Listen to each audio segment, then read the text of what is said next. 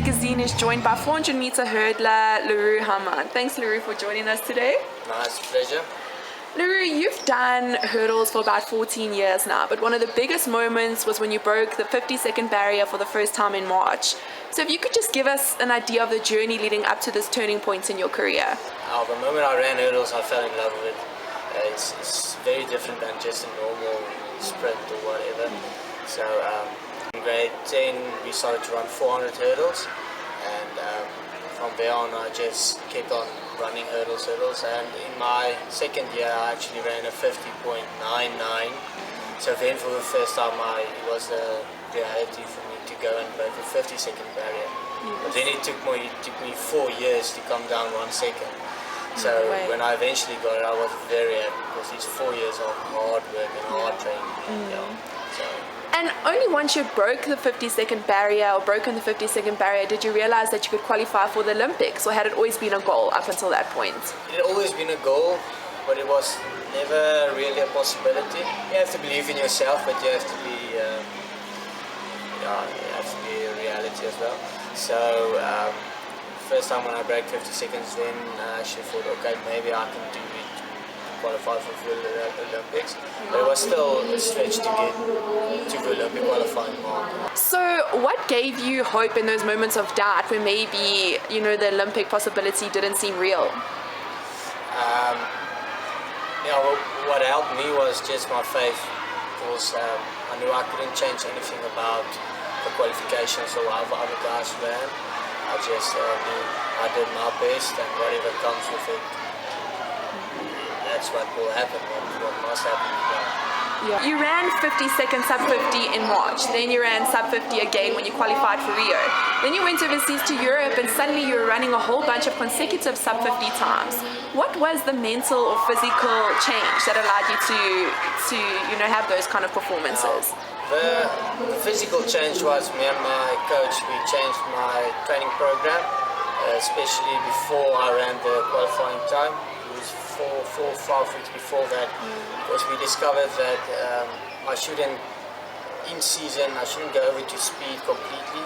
I should stay with longer lactic stuff because my body reacts to it. I run faster when I do longer stuff. Okay. It's different than normal athletes.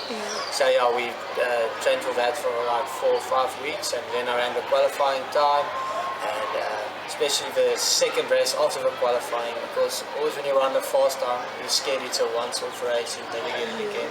So when I ran the second time of 49.4, I was very happy. So okay, now this is what I'm running, this is what I can run. And then the mental factor just comes with it.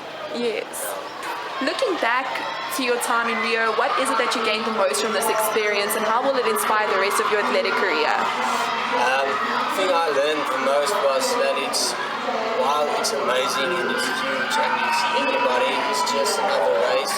So you just have to do what you did in practice, what you did the previous races. So focus on it's just another race, run the same race that you always run. Yes. Okay, and what was the greatest challenge maybe that you faced in Rio, and how do you hope to overcome that challenge before the next Olympics? My greatest challenge was just inexperience.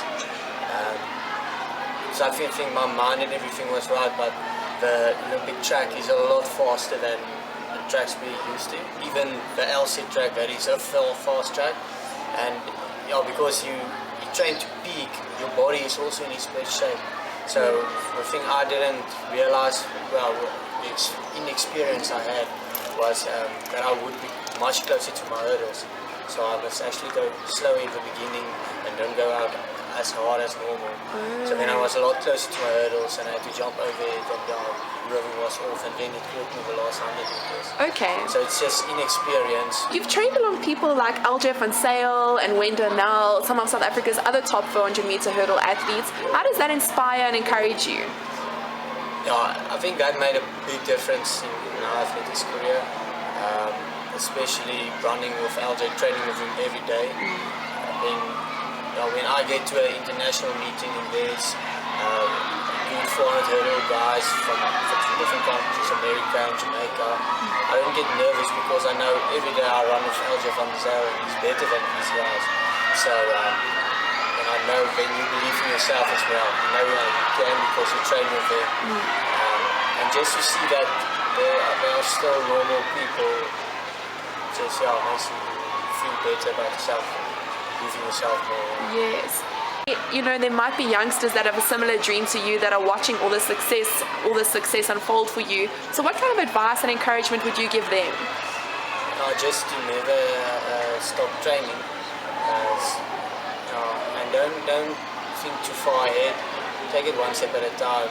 Train for if you want to improve half a second, train to improve that half a second, then you get your next goal. Take it one step at a time. Don't think too far ahead and see, okay, I'm too far from Olympic qualifying, so let me stop now.